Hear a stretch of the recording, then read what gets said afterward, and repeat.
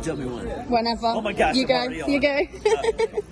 Hey team, Chef Eric Gephart here at Kamado Joe. I just want to give you a sneak peek at one of our newest additions to the Kamado Joe lineup. This is the Connected Joe.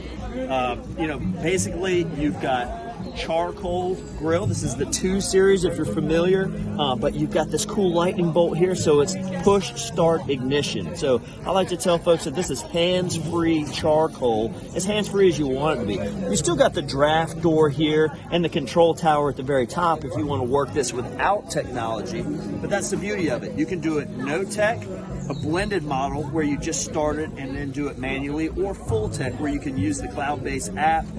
You can dial in that temperature if you want. As you can tell by my accent, I like to tell people that things taste better in Fahrenheit. Obviously that's not true. You can flip back and forth between the two. You've got bar drafts.